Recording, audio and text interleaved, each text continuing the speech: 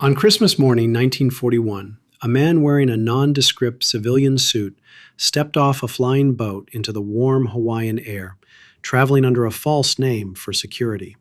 Admiral Chester W. Nimitz had just arrived to take command of the United States Pacific Fleet. What met him was an apocalyptic landscape, waters thick with black fuel oil, and the shattered, smoking hulls of America's battleship force settled into the harbor mud. According to every established naval doctrine of the era, the fleet he had just inherited was functionally dead, and offensive war was impossible. Yet the president expected a counterattack. How Nimitz navigated this impossible reality would change naval warfare forever. The history of the Pacific War often tempts us with the myth of the lone savior, the idea that a single brilliant commander arrived to turn the tide against the Japanese Empire through sheer willpower and tactical genius. But the reality of industrial-scale conflict is far more complex and ultimately far more fascinating. What actually unfolded in the weeks following December 1941 was not a miracle of individual heroism, but a grueling, systemic overhaul led by a pragmatic administrator under crushing political pressure from Washington. This is a forensic examination of how a shattered organization was rebuilt from the mud up. We have to ask how Nimitz managed to stall a relentless Japanese advance using only the surviving remnants of his forces, relying heavily on exhausted salvage yards, unproven submarine doctrine, and a controversial basement full of eccentric codebreakers. More importantly, we must examine a profound historical paradox. Why did the catastrophic destruction of America's battleship line actually force a rapid strategic evolution that would ultimately seal the fate of the Japanese military? To understand how the entire rulebook of naval combat was rewritten overnight, we first have to strip away the legend and step into the suffocating, desperate reality of his very first day in command. On the morning of December 31st, 1941, the formal change of command ceremony explicitly captured the bleak new reality of the Pacific War. Normally, the commander-in-chief of the Pacific Fleet would accept his flag on the polished teak deck of a super dreadnought, surrounded by the towering steel architecture of American naval supremacy, with a massive crew standing at rigid attention. Instead, Chester Nimitz stood on the narrow, dark gray casing of the diesel-electric submarine USS Grayling. It was not a theatrical or stylistic choice. It was a harsh, logistical necessity. The American battleship force was either resting in the toxic, oil-slicked mud of Battleship Row or limping back to West Coast shipyards for massive, years-long structural repairs. The visual symbolism was inescapable to everyone present. The United States Navy had been driven underwater. Standing on that submarine deck, the theater of war Nimitz inherited was in a state of absolute strategic freefall. The Imperial Japanese military had not just struck Hawaii and retreated to negotiate. They had unleashed a highly synchronized, devastatingly rapid offensive across a front spanning thousands of miles. The sheer speed and violent efficiency of the Japanese advance shattered decades of Allied pre-war planning. The American garrison at Guam had fallen in a matter of days. The heavily fortified outpost at Wake Island had just been overrun after a desperate, isolated defense, its survivors loaded onto prison ships. To the west, the supposedly impregnable British stronghold of Singapore was buckling under a relentless jungle campaign down the Malayan Peninsula, and Hong Kong had already surrendered. The Allied defensive perimeter was dissolving faster than intelligence reports could be typed, deciphered, and routed to Washington. The most intense political and operational pressure, however, was radiating directly from the Philippines. General Douglas MacArthur's combined American and Filipino forces had been decisively pushed back into the Bataan Peninsula, trapped in a rapidly shrinking pocket of dense jungle. They were already running dangerously low on ammunition, daily rations, and quinine. From his subterranean headquarters deep inside the Malinta Tunnel on Corregidor, MacArthur was firing off furious, increasingly theatrical cables to the War Department. He demanded a massive, immediate naval intervention.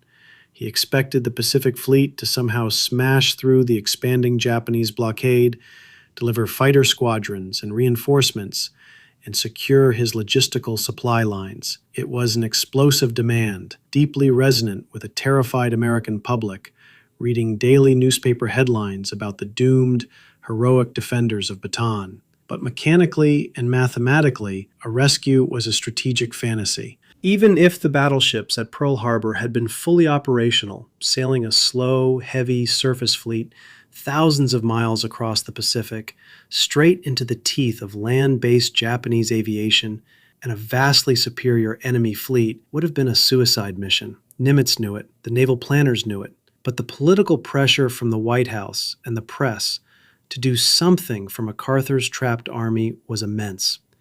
That pressure was compounded heavily by the man looking directly over Nimitz's shoulder, Admiral Ernest J. King. Recently appointed as the Commander-in-Chief of the United States Fleet, King was a brilliant, abrasive, and notoriously unforgiving officer. Operating out of the Navy Department in Washington, King was acutely aware of the cratering public morale across the country. The Roosevelt administration desperately needed a victory, or at least the aggressive illusion of a counterpunch, to prove the Navy was not entirely defeated. King continuously bombarded Nimitz with urgent directives demanding immediate offensive actions. He wanted carrier raids against fortified Japanese outposts. He wanted the vital shipping line held between Midway, Samoa, and Australia. He expected Nimitz to immediately seize the tactical initiative. Yet when Nimitz looked at his actual physical inventory, the demands from Washington and the Philippines bordered on delusional. To halt the greatest naval offensive in human history, cover the vast, empty expanse of the Pacific, and conduct offensive raids against Japanese island fortresses, Nimitz possessed exactly 3 operational aircraft carriers: the Enterprise, the Lexington, and the Saratoga.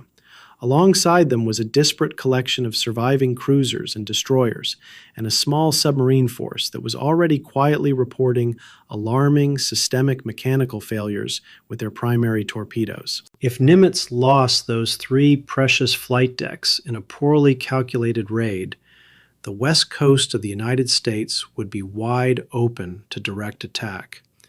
He was being aggressively ordered to gamble with the very last operational chips the Navy had at a table where the enemy held every conceivable advantage. This severe crisis of machinery and logistics was matched by a profound crisis of human capital.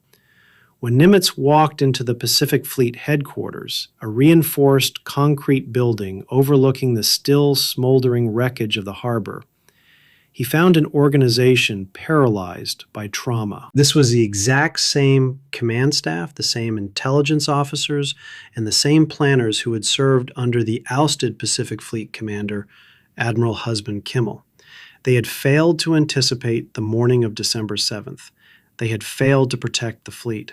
Now they were operating in a state of suffocating professional guilt and institutional shell shock. The halls were intensely quiet. Exhausted officers worked in a state of nervous apprehension, waiting for the inevitable fallout.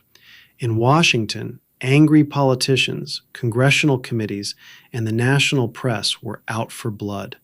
The public demanded harsh accountability for the worst disaster in American military history.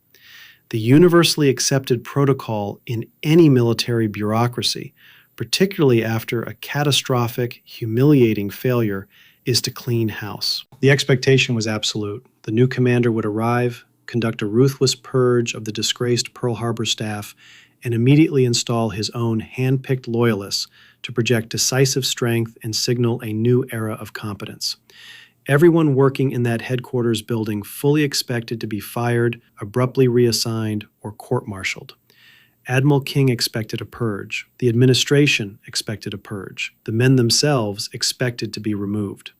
The stage was perfectly set for Nimitz to drop the axe, satisfy the political bloodlust of the capital, and officially close the book on the command structure that had allowed Pearl Harbor to happen. The axe never fell. When Chester Nimitz gathered the senior staff of the Pacific Fleet for his first official meeting, The officers in the room were quietly bracing for career-ending reprimands. They were the architects of the Pearl Harbor defense, and by all political and military metrics, they were tainted goods. But as Nimitz addressed the exhausted, demoralized men, he delivered a shock that fundamentally rewired the command culture of the United States Navy. He told them that he did not blame them for the morning of December 7th.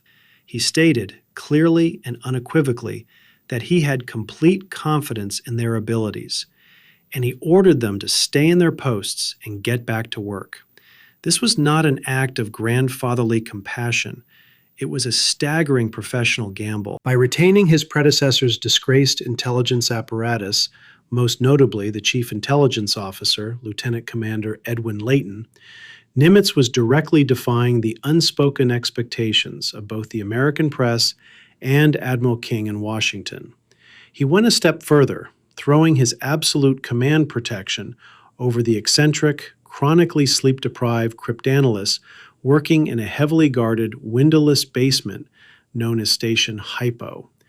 To the traditional battleship admirals of the pre-war Navy, codebreakers were strange anomalies. Historically, intelligence had been treated as a secondary advisory tool, often subordinate to a senior commander's combat experience and gut instinct. Nimitz, however, recognized a cold mathematical reality. Outnumbered, outgunned, and operating completely in the dark, the Pacific Fleet could no longer afford the luxury of traditional intuition. By tying his own reputation and career to the very men publicly blamed for the greatest intelligence failure in American history, Nimitz signaled a permanent, systemic shift in how the war would be fought. From that moment forward, command decisions would be driven almost entirely by signals intelligence, intercepted radio traffic, and highly calculated risk. He elevated Layton to his inner circle, ensuring that raw, unfiltered intelligence drove tactical operations. It was a monumental risk. If these men failed a second time, Nimitz knew his own career would end in historic disgrace alongside them. He had successfully secured his operational planners and insulated his cryptanalysts from Washington's political wrath. But knowing what the enemy was planning was entirely useless if you had nothing to throw in their path.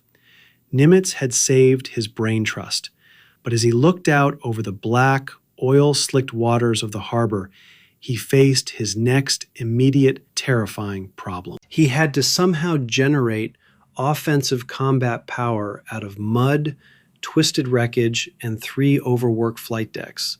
The physical resurrection of the United States Pacific Fleet began not in a quiet, heavily guarded war room, but in the suffocating, toxic sludge at the bottom of Pearl Harbor. When Chester Nimitz officially assumed command, the harbor was a logistical and environmental nightmare. The water was covered in a thick, highly flammable layer of black bunker oil, choked with unexploded ordnance, twisted steel, and the decomposing remains of American sailors. Nimitz recognized an immediate, fundamental truth of wartime management. He could not simultaneously fight a transoceanic war and oversee a colossal industrial junkyard. To solve this, he executed a masterclass in delegation. He summoned Captain Homer N. Wallen, a brilliant and fiercely pragmatic salvage officer, and handed him what appeared to be an entirely impossible mandate. Wallen was ordered to clear the harbor and refloat the sunken battleship force. And crucially, Nimitz granted him absolute authority to bypass normal Navy procurement channels to get it done. Nimitz effectively firewalled the recovery operation away from his combat staff. Almost overnight, the Pearl Harbor Navy Yard transformed into one of the most intense industrial sites on the planet. A civilian workforce that would eventually swell to over 20,000 men worked grueling, continuous 24-hour shifts alongside enlisted Navy divers. These divers operated in total darkness, descending into the pitch-black, jagged interiors of inverted hulls, relying entirely on touch to navigate through flooded compartments. They utilized underwater cutting torches, patched gaping torpedo holes with massive wooden cofferdams, and deployed high-capacity pumps to violently suck millions of gallons of seawater out of the wrecks, slowly and agonizingly breaking the suction of the harbor mud. Ships like the USS Nevada, which had been deliberately beached at Hospital Point, and the USS California, which had settled perfectly upright into the silt, had been universally written off by Japanese intelligence as permanent, unrecoverable kills. Yet, under Wallen's relentless direction, they were being systematically refloated, stabilized, and prepared for the long tow back to the heavy dry docks of the West Coast. Nimitz made it a point to regularly walk through the shipyards, not to micromanage the engineering, but to ensure that the men covered in industrial grease and chemical burns understood they were the actual physical foundation of the coming American counteroffensive. By delegating the monumental task of salvage entirely to technical experts, Nimitz cleared his own operational bandwidth to look beyond the Hawaiian horizon. But looking beyond that horizon revealed a terrifying mathematical deficit. The surface combat fleet was effectively gone. The only weapon system capable of immediately crossing the vast, empty expanse of the Pacific and striking Japanese assets was the submarine force. Nimitz was uniquely suited to manage this grim reality. He had spent his early career as a dedicated submariner, deeply involved in pioneering early diesel engine technology. Within hours of the Pearl Harbor attack, the United States had thrown out decades of international naval treaties by officially authorizing unrestricted submarine warfare against the Japanese Empire. This was a radical doctrinal shift. Before the war, American submarine commanders had been strictly trained to act as forward scouts, expected to observe enemy movements and support the main battleship fleet. Now, Nimitz ordered them to act as solitary apex predators. Their new objective was to sever the highly vulnerable maritime logistical arteries connecting the Japanese home islands to their newly conquered, resource-rich territories in Southeast Asia. The Japanese war machine required a constant, uninterrupted flow of oil from the Dutch East Indies, rubber from Malaya, and iron ore to keep its factories running. The American submarines were intended to be the scalpel that bled those supply lines dry. However, executing this strategy immediately collided with a catastrophic, deeply hidden technological failure. As American fleet submarines pushed into enemy waters and began engaging Japanese merchant shipping, highly experienced submarine captains were returning to Pearl Harbor and the secondary base at Fremantle, Australia, in states of absolute fury.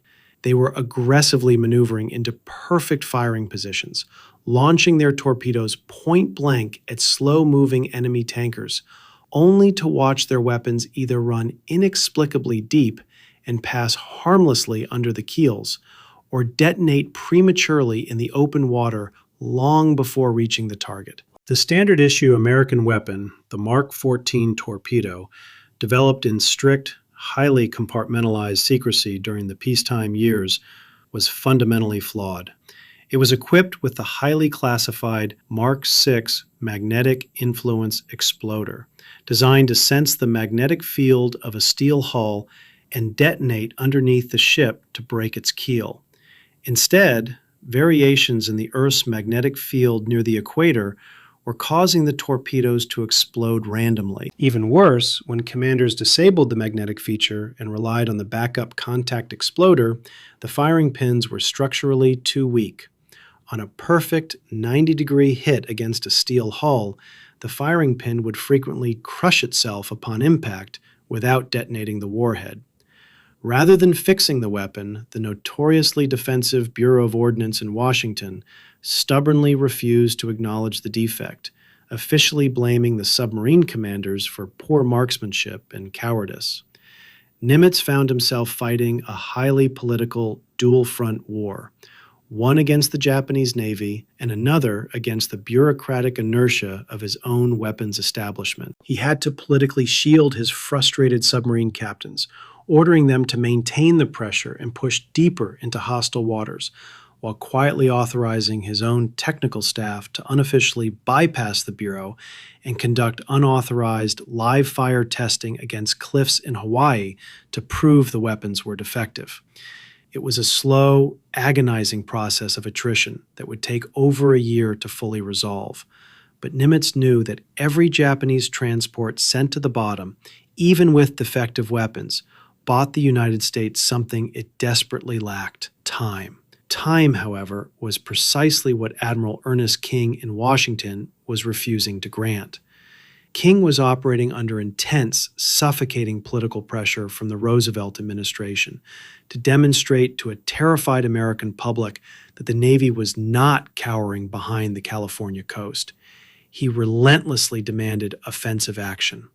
Nimitz looked at his inventory. He possessed exactly 3 operational aircraft carriers in the Central Pacific: the Enterprise, the Lexington, and the Saratoga. They represented the absolute entirety of America's striking power. If those 3 unarmored flight decks were lost in a tactical error, the war in the Pacific was arguably over before it truly began. The West Coast would be entirely undefended against a Japanese surface invasion. Yet, to appease Washington, boost domestic morale, and physically test the rapidly expanding Japanese defensive perimeter, Nimitz authorized a series of highly dangerous, calculated hit-and-run raids. In early February 1942, carrier task forces built around the Enterprise, commanded by the aggressive Vice Admiral William Halsey, and the Yorktown, under Rear Admiral Frank Jack Fletcher, were sent deep into hostile waters to strike Japanese outposts in the Marshall and Gilbert Islands. Tactically, the physical damage inflicted by these raids was negligible. They destroyed a handful of enemy patrol aircraft, sank a few minor auxiliary ships, and cratered a few coral airstrips. But operationally, these raids served as a profound, high-stakes laboratory for modern naval warfare. Up to this point, carrier doctrine was largely theoretical. For the first time under combat conditions, American task forces were forced to master the incredibly complex, dangerous ballet of underway replenishment. This meant refueling destroyers and cruisers from moving oil tankers like the USS Neosho in heavy ocean swells, lines snapping and ships colliding, a process that left the entire formation highly vulnerable to submarine attack, but allowed the carriers to project power thousands of miles from a friendly port. The crews learned how to coordinate rudimentary fighter combat air patrols using early, frequently unreliable radar systems. They learned the brutal physics of damage control on ships loaded with thousands of gallons of high-octane aviation fuel and unsecured ordnance. More importantly, these seemingly insignificant raids forged a new breed of naval command. The traditional battleship admirals were slowly being marginalized, replaced by aviation-minded officers who understood that the survival of a carrier depended entirely on speed, mobility, and the absolute element of surprise. They learned to strike rapidly from over the horizon, launch their air groups into the wind, and immediately disappear into the vastness of the ocean before the Japanese could organize a coordinated counterattack.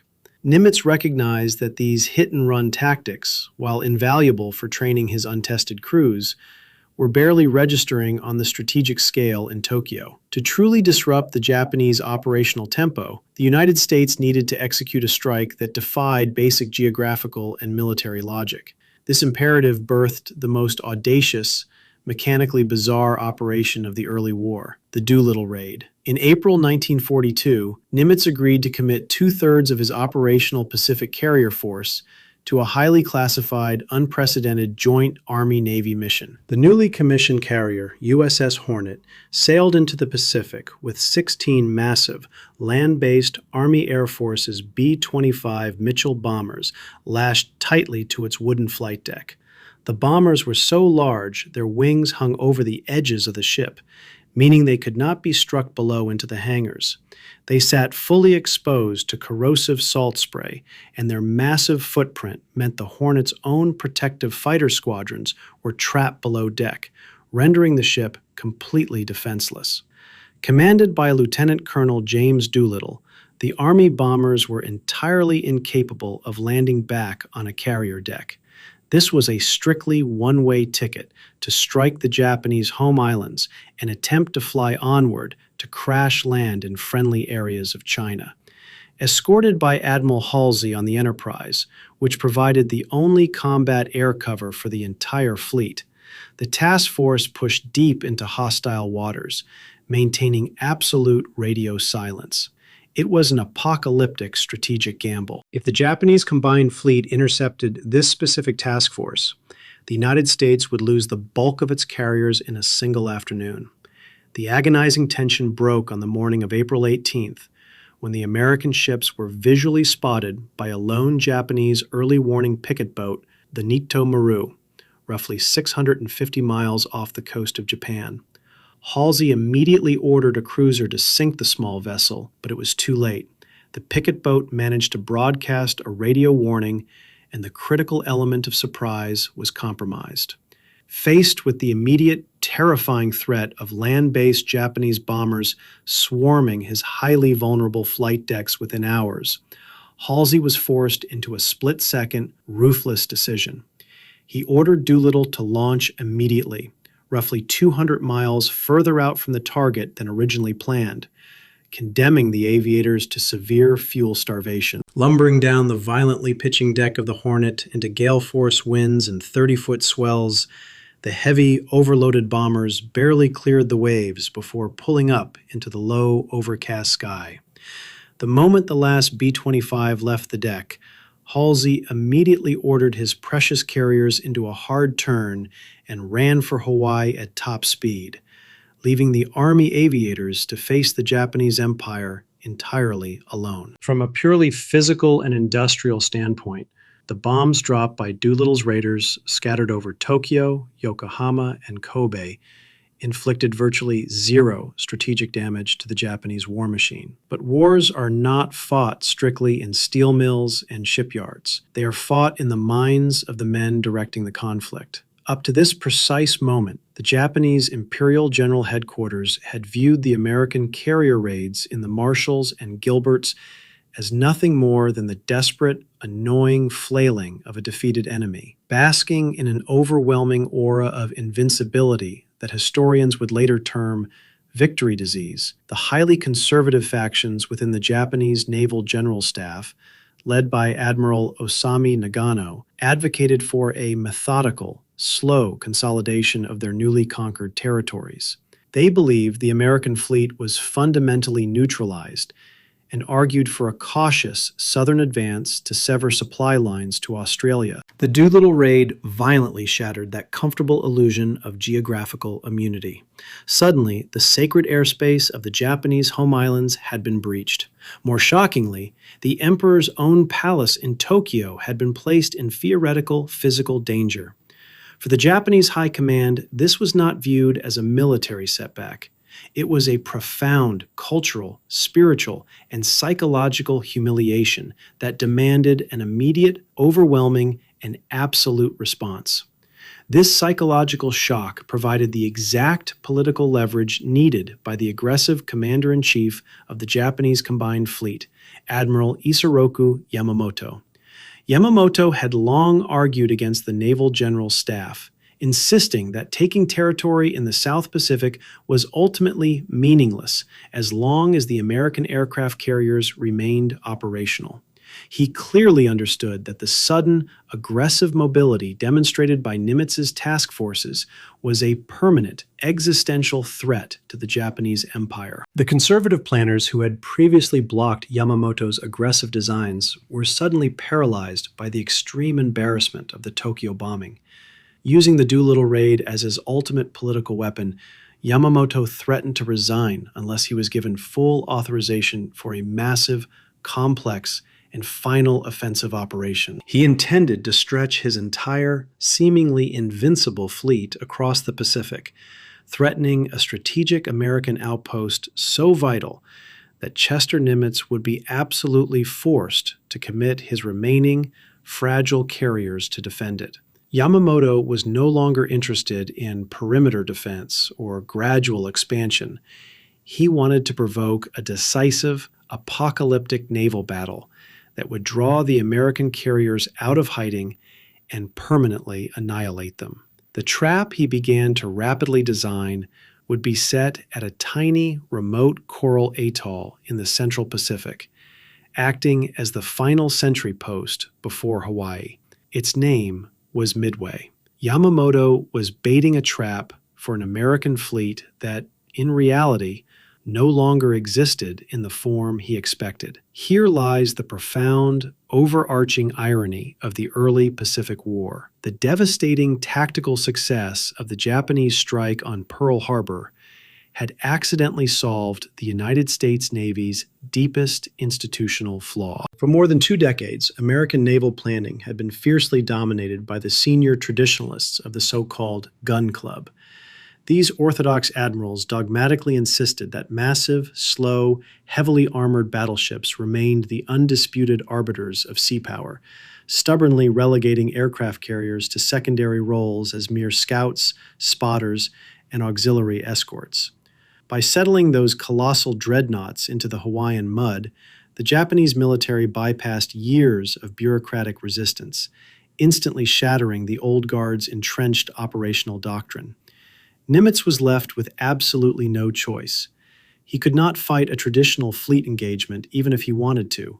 Out of sheer, desperate necessity, he was forced to pivot the entire American offensive strategy around the high-speed mobility of the surviving carrier task forces and the solitary, aggressive patrols of his submarine fleet. A doctrinal evolution that normally would have required decades of painful peacetime debate was realized in a matter of weeks by the brutal efficiency of survival-driven innovation.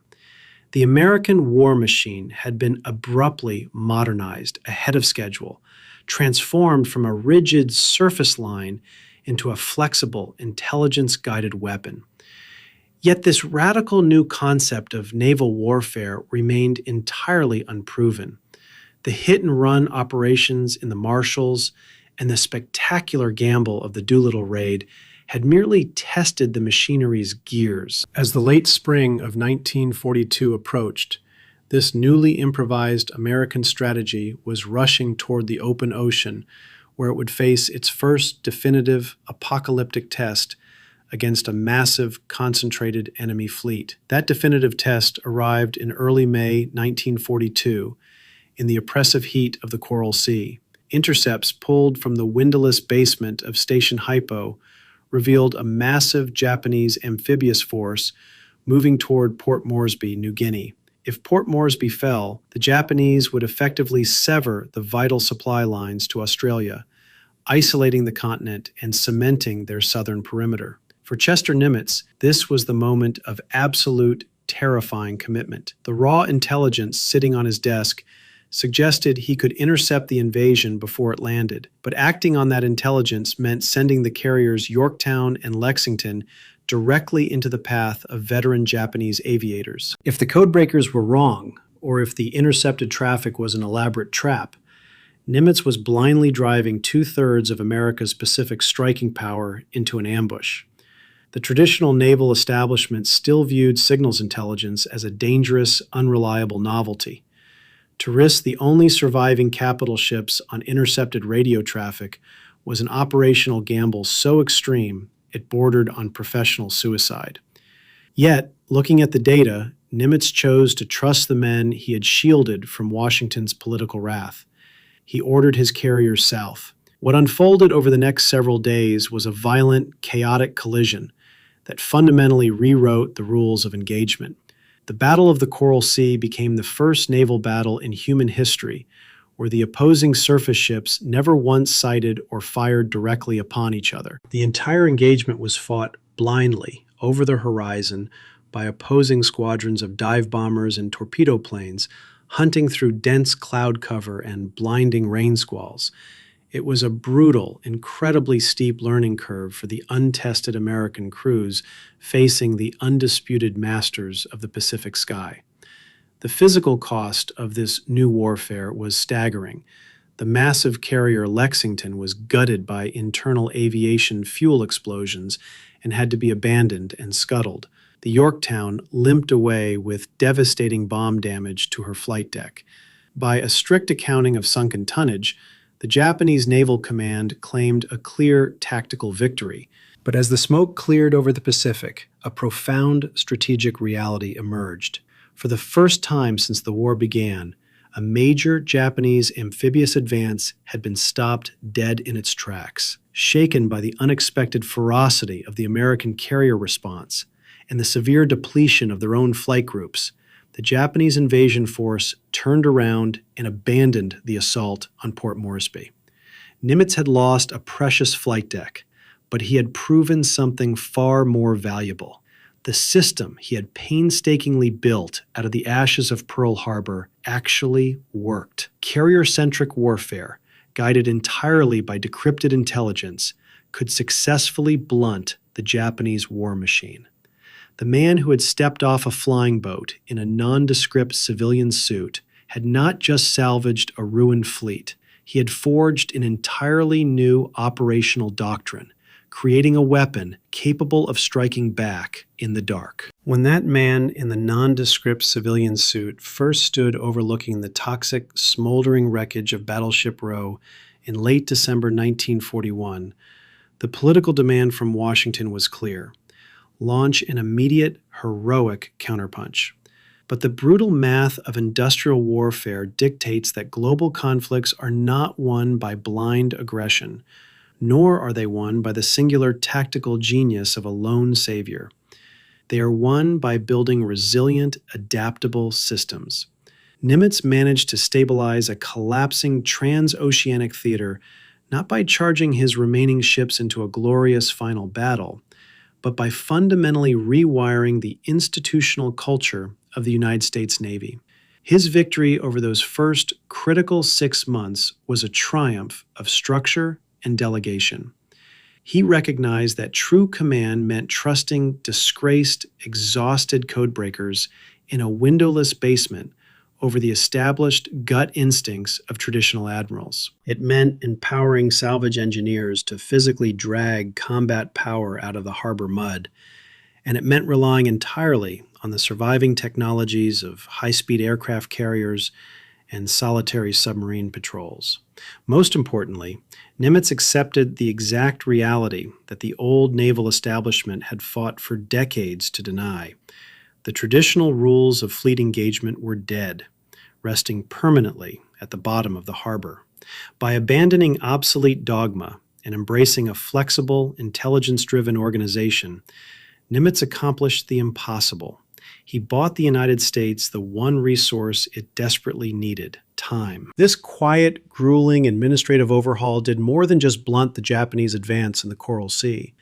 It methodically laid the operational and psychological groundwork for the devastating ambush that was about to unfold at Midway, and it exposes the most profound historical paradox of the entire Pacific War, revealing the true nature of the surprise attack that started it all. The Japanese strike on the morning of December 7th was a masterpiece of tactical execution, but it was entirely hollow at its strategic core. By specifically targeting the heavily armored dreadnoughts moored in the harbor mud, the Imperial Navy did not actually destroy the United States Pacific Fleet. They merely eradicated the obsolete version of it. In a single morning of fire and twisted steel, Japan violently removed the bureaucratic anchors of the past, forcing America to instantly create the agile, intelligence-driven, modern Navy that would ultimately cross the ocean and win the war.